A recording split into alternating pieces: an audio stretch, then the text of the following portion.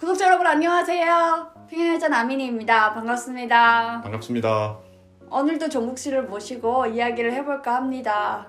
반갑습니다. 반갑습니다. 네, 제가 제 영상에 출연하시는 분들한테 공통으로 묻는 질문이 있어요. 한국에 와서 뭐가 가장 좋은지.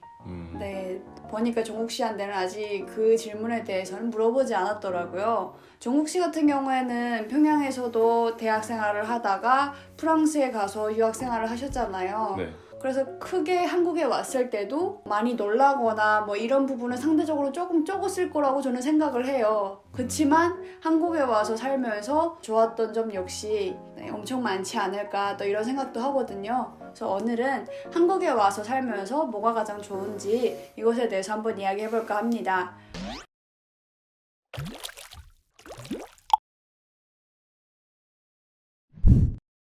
뭐가 가장 좋으셨어요? 사실 뭐 한국에 와서 좋은 거는 굉장히 많죠.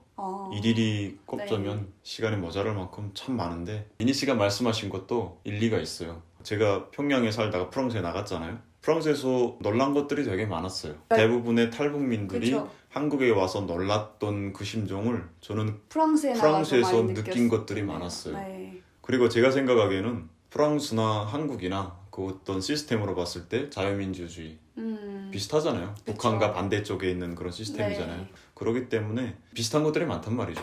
그래서 저는 상대적으로 다른 탈북민들에 비해서 한국에 와서 놀란 것들이 좀 적었던 것 같아요. 뭐 예를 들면 대중교통이 엄청 촘촘하게 잘 되어 있다거나 버스가 되게 잘 다닌다거나 그렇죠. 뭐 네. 이런 식으로 그런 것들은 이미 프랑스에서 제가 느껴봤었기 때문에 또 그렇겠네요. 파리 지하철이 또 장난 아니게 촘촘하거든요. 어. 서울 지하철만큼이나. 저는 한국에 와서 버스 타고 지하철 탔을 때 전혀 문제가 없었겠네요. 놀라움이 그렇게 크지 않았어요. 뭐 찾아가는데도 큰 어려움이 없었고. 그쵸. 저는 그 몰타에서 인터넷을 제대로 써보지 못하고 그렇게 오다 보니까 그리고 몰타에서 대중교통 많이 타보지도 못했거든요. 그래서 그런지 한국에 와서 진짜 대중교통 잘 찾아가는 게 정말 힘들었어요. 종국 씨는 그러한 면에서 전혀 어려움이 없으셨으니까 또 다른 색다른 게 더 놀라셨을 것 같아요. 한국에 와서 좋았던 거? 저는 일단 한식을 마음껏 먹을 수 있는 게 참 좋은 것 같아요. 이거 되게 특이하다. 네. 그러니까 한식을 되게 좋아하시나 봐요. 네, 저는 그렇게 생각합니다. 프랑스에 가서 돈이 없어서 거기서도 대형마트에서 음식 재료들을 사서 기숙사에서 만들어 먹고 그렇게 살면서도 프랑스 요리를 막 먹어보고 싶다 이런 생각이 적었어요. 저는 한식이 좋더라고요. 밥이 좋고 국이 좋고 그런 게 있더라고요. 근데 한국에 오니까 솔직히 밖에 나가서 외식 한 번 하는 게 그렇게 비싸진 않잖아요. 그렇죠. 외식이 일상이죠. 특히 짜장면이랑 순댓국을 먹을 수 있는 게 저는 순댓국밥. 정말 좋아요. 오, 진짜로요? 되게 특이하시다. 짜장면도 한국에서 굉장히 흔하게 먹을 수 있는 음식이기 그렇죠. 때문에. 근데 순댓국밥을 좋아하신다니까 되게 특이하시네요. 순댓국밥 자주 먹으세요? 저는 한 달에 한 번은 꼭 먹는 것 같아요. 적어도. 한 달에 한 번? 네. 한 달에 한 번이면 너무 좋은 편인데. 물론 그보다 더 자주 먹고요. 그러니까 뭐 예를 들어 한 달 동안 순댓국밥을 안 먹었어요. 그러면 꼭 생각이 나요. 오늘 막 순댓국밥을 먹어야겠다 이런 생각이 나고. 그거 얼마나 맛있어요? 싫어하세요? 순댓국밥을? 저는 라면을 되게 좋아해가지고 저는 또 라면을 안 저한테는 먹어요. 라면이 그래요. 그러니까 라면을 한 달 정도 못 먹잖아요. 라면이 한 번 먹을 때만 좀 부담이 되니까 얼굴도 많이 붓고 그래서 또 건강에도 안 좋다 그러니까 참고 참다가 한 달만 지나면 막 생각이 나요. 막 갈증이 나요. 그 라면의 그 갈증. 마치 먹어야지 뭔가 건강이 좋아지는 것 듯한 그런 느낌도 받고 그게 종국 씨한테는 순댓국밥이네요. 그 가격에 그만큼 고기를 많이 먹을 수 있고 깍두기 그렇게 맛있고 들깨가루 쫙 넣어서 들깨가루 이제 듬뿍 넣어서 최애 음식이에요. 한국에 와서. 북한에는 순댓국밥 없었죠. 제 기억에는 없었던 걸로 기억해요. 순댓국밥이 없죠? 그렇죠. 네, 순대 자체가 북한에선 좀 특식이고 특식이고 네, 순대도 저희 집은 순대로 국을 만들어 먹나요? 아니죠? 좀 대부분 순대는 그냥 쪄서 잘라서 그냥 쪄서 먹든지 먹거나 아니면 이렇게 프라이팬에 구워서 기름에 구워가지고 이렇게 먹고 그랬었는데 그리고 또 내장을 그렇게 순대랑 같이 국에 넣어서 먹을 생각을 북한에서 그렇죠. 못했었어요. 한국에서 많은 분들이 순대국밥 좋아하시더라고요. 그 외에 또 뭐 좋아하시는 한식 없으세요? 뭐 사실 저는 가리는 게 없고요. 한국의 음식들이 다 맛있어요. 이제는 적응을 해서 처음에는 좀 달다고 생각했었는데 이제는 대부분 다 맛있고요. 근데 그 중에서 이제 순댓국이 정말 맛있고 좋아하는 음식인 것 같아요. 그리고 또 뭐가 좋으세요? 이거 어떻게 보면 제가 한국에 오게 된 이유 중에 하나이기도 한데요. 저는 한국을 정말 좋아해요. 북한에서 쓰는 말과 한국에서 쓰는 말이 결국은 같잖아요. 그쵸. 세종대왕이 만든 네. 그 한글인데 오랫동안 좀 갈라져 있다 보니까 쓰임새가 네. 좀 다르잖아요. 네. 뭔가 북한의 언어는 조금 더 혁명적이고 좀 체제 선전 쪽이고. 네. 한마디로 제가 느끼기에는 경직돼 있어요, 언어가 많이. 그렇죠. 네. 그러니까 개인의 자기의 생각을 표시할 수 있는 그런 자유도 좀 제한적이다 보니까 굴이 되게 딱딱하고 굴의 틀 같은 게 한정적으로 제한되어 있어요. 근데 한국에 오니까 그게 없어요. 굴이 너무 풍성하고 이게 한글로 이런 문장을 쓸 수 있나 그런 생각이 들 정도로 문장들이 너무 예쁘고 맞아요. 문장에 매료돼요. 맞아요. 남한은 외래어를 많이 쓰니까 우리 굴이 좀 상대적으로 없어 보이고, 그리고 또 북한은 외래어를 쓰지 않으니까 뭔가 예쁜 우리말 그대로 표현한 순수 단어들이 우리말을 좀 지키는 것 같은. 더 많은 것처럼 그렇게 보이지만 좀 더 자세히 들여다보면 오히려 한국의 그 옛 글이라고 해야 되나? 옛날에 쓰던 말들 있잖아요. 네. 막 그런 말들이 되게 많아요. 단어들. 북한에서 세종대왕이 한글을 만들었다. 뭐 우리 글을 창제했다라고 배웠지만 실제로 훈민정음이 어떻게 생겼는지는 몰랐잖아요. 그렇죠. 근데 하나원에 딱 들어왔는데 훈민정음 뭐 나란 말싸미 할 때 아래 점 찍는 거 있잖아요. 그래서 저는 그때 그런 글자 처음 봤거든요. 그래서 맞아요. 원래 한글이 이렇게 생겼었구나. 맞아요. 네, 처음 봤어요. 그러니까 물론 뭐 제가 북한에서 역사 쪽에 관심이 있어서 자료를 찾아봤으면 훈민정음 원래 글자를 봤을지도 모르겠어요. 근데 아마 대부분 사람들이 모르고 있지 않을까요? 훈민정음이 그렇게 생겼다는 거? 잘 모를 거예요 아마. 그리고 북한 같은 경우에는 옛날에 쓰던 말을 봉건국가의 잔재라고 해야 되나? 낡은 잔재라고 그쵸. 하죠. 낡은 시대 잔재라고 해가지고 그걸 멋쓰게 한 적도 있어요. 많이 지양을 하죠. 그래서 그렇죠, 네. 한자어로 된 단어도 많이 쓰지 그렇죠. 않는 방향에서 네. 이제 교육을 하고. 오히려 제가 한국에 와서 옛날에 쓰던 말들을 더 많이 알았어요. 그리고 특이하게 사자성어 같은 경우도 북한은 진짜 뭐 백절불굴, 철두철미, 불철주야 뭐 일편당심. 맞아 그런 식으로 거의 체제랑 가까운 체제 선전에 필요한 그런 사자성어만 쓰거든요. 맞아요. 근데- 강고분투, 맞아요. 자력갱생. 네네네네. 근데 한국에 오니까 정말 여러 가지 의미의 사자성어들이 너무 많은 어떻게 거예요. 생각나는 거 있으세요? 인과응보라던가. 인과응보. 그렇죠. 네, 뭐 그리고 저는 정말 좋았던 게 역지사지. 역지사지. 그 사자성어 너무 좋더라고요. 한국에 와서 이제 많이 듣잖아요. 그 사자성어. 그런 식으로 뭔가 한국에 오니까 더 풍성한 한국을 보게 된 것 같은. 네, 맞아요. 그건 저도 그렇게 느꼈던 것 같아요. 특히 그리고 또 서점에 가게 되면은 정말 많은 걸 알 수 그렇죠. 있잖아요. 서점에 가서 뭐 자기계발서 쪽 가든 뭐 에세이 쪽을 가든 문학 쪽을 가든 좀 문학 코너를 꼭 들려서 보는 편인데 글을 정말 같은 한글인데 이렇게 예쁜 문장을 만들 수 있다는 것 자체가 전 신비로워요. 그래서 저는 그 한글의 매력에 빠져서 한글이 없는 곳에서는 살기가 싫은 것 같아요.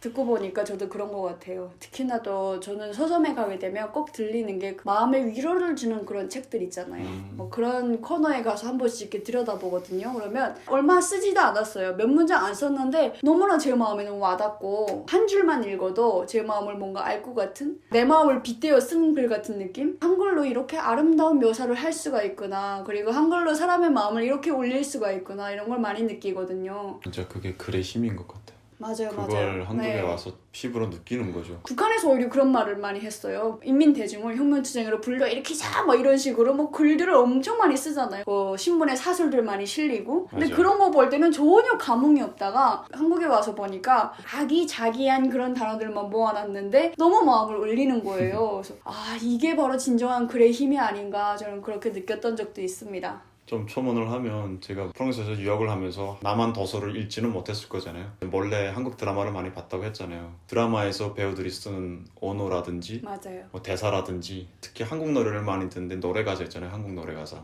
거기서부터 시작된 것 같아요. 조금 빠져드는 거죠. 노래말 하나에 드라마 대사 하나하나에 조금씩 빠져들면서 한글의 아름다움에 빠진 거죠. 사실 한글이 저에게 준 영향이 저를 한국으로 이끈데 엄청난 작용을 했다고 생각을 해요. 저는. 그렇죠. 네, 저도 너무 공감을 합니다. 그리고 맞아요. 또 좋은 점. 이건 되게 기본적인 거죠, 사실. 자유로운 거. 너무 공감이 돼요. 조직 생활 안 하는 거. 여기 와서 내가 1년 동안 뭐 하고 다니는지 누구도 터치를 맞아요. 안 하는 네, 것. 네.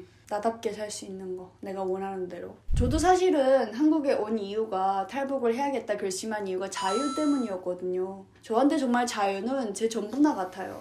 자유롭지 못하게 산다는 건 진짜 거의 죽은 목숨이나 같고 네, 그래서 지금 제가 한국에 와서 이렇게 자유롭게 사는 이 삶이 너무나도 행복하거든요. 물론 완전한 자유, 완벽한 자유는 없죠. 하지만 적어도 내가 무슨 뭐 옷을 입든 내가 어떤 드라마를 보든 내가 누구랑 연애를 하든 내가 뭐 어떤 염색을 하든 어떤 바지를 입든 누구도 터치 안 하는 거. 맞아요. 그 정도는 내 뜻대로 내 의지대로 결정해서 할 수 있는 거. 이게 너무 좋은 거예요. 그래서 지금 저도 이렇게 네, 노랑머리를 했잖아요. 저도 진짜 공감하고요. 네. 그런 것들을 이제 제 마음대로 할 수 있는 거 이거 너무 좋다. 저는 또 뭐가 있었냐면 평양에서 살았지만 아버님이 국가 공무원이었지만 공무원 잘 못 살잖아요. 부정부패 안 하면. 엄청 못 살죠. 네. 아버님이 거짓이 가져서 부정축제를 못했단 말이죠. 그래서 집이 그렇게 잘 살지 못했어요. 주변에는 또 잘 사는 애들이 있었고 그런 것 때문에 제가 많이 위축돼 있었어요. 위축될 일이 아닌데 왠지 모르게 그때는 그랬어요. 아 우리 집 나는 돈도 없고 옷도 좋은 거 못 입고 먹는 것도 잘 못 먹고 다른 애들은 부모들이 돈 대주고 뒤에서 밀어줘서 잘 되겠지만 네. 나는 잘 안 될 거고 아무튼 되게 자신감이 맞아요, 없었어요. 맞아요. 이렇게 위축돼 있었는데 한국에 오니까 그런 게 없어요. 그런 거로부터 자유로운 게 저는 좋아요. 솔직히 명품 옷을 입지 않고 되게 누더기 같은 옷을 입고 슬리퍼를 끌고 다니면서도 옆으로 뭐 BMW가 지나가고 벤츠가 지나가고 상관이 없어요. 뭐 저 사람들은 저 사람들의 삶을 살고 나는 또 내 갈 길을 가는 거고 나도 모르게 되게 자유로워졌더라고요. 의식하지 않게 되더라고요. 또 누더기는 누더기대로 또 그 멋이에요. 뭐 그렇죠. 다른 사람들이 어떻게 살든 나는 나 스스로 내 가치가 있고 그거에 맞아요, 맞춰 살고 맞아요. 있기 때문에 네. 되게 하나도 부담이 안 되는 거예요. 그리고 또 뭐가 있냐면 북한에서는 관계를 거절할 수가 없어요. 예를 들면 내가 조직에 속했잖아요. 네. 내 조직 책임자가 정말 또라이예요. 예를 들면 그래서 막 짜증나 죽겠어요. 그렇지만 어떻게 조직에 속했잖아요. 조직 책임자에게 맞춰야 되고 조직의 틀에 갇혀서 싫은 조직 생활이라도 해야 된단 말이죠. 제가 유학할 때도 같았고 제가 대학 생활할 때도 같았고 싫은 놈은 꼭 하나씩 있잖아요. 맞아요. 나한테 이유 없이 못 되어온 놈들은. 근데 그걸 거부할 수가 없어요. 북한은. 속했기 때문에 하나의 거대한 피라미드 시스템에 있기 때문에 거기에 맞춰서 그렇게 살아야 되고 그게 당연하다고 생각했고 참 그게 저도 너무 공감이 되는 게 또 뭐 조직생활 뭐 뼈 빠지게 한다고 해서 돈 나오는 것도 아니잖아요. 근데 뭐 내가 조직생활이 싫어서 안 한다 그렇죠, 그러면 그렇죠. 나는 완전 정치적으로 묻히게 되는 거고 그렇게 정치적으로 묻히게 되면 나의 생명도 위협당하고 나는 그냥 거기서 살아있을 수가 없는 거잖아요. 결국에는. 맞아요. 북한에 사는 사람이라면 무조건 해야 되는 게 조직생활이고 그래서 싫든 좋든 간에 끌려다녀야만 했는데 어디 가나 조직생활이 없진 않죠. 네, 회사 맞아요. 생활도 조직생활인데 일종의. 근데 뭐 내가 싫으면 안 해도 되는 그런 게 있지 않을까요? 당연하죠. 생계가 달렸으니까 그게 그쵸, 네. 힘들긴 하지만 정치적으로 걸리거나 내 뭐 미래 그게 아니잖아요. 그렇죠, 그렇죠. 뭐 그냥 내가 결심하고 때려치우겠다 하면 사직서 내고 새롭게 시작하더라도 사회를 찾아보면 되는 거잖아요. 그리고 내가 정말 싫어하는 사람이 나한테 뭐 이런 거 하라 저런 거 하라 하면 들이받고 상대 안 하면 되는 거잖아요.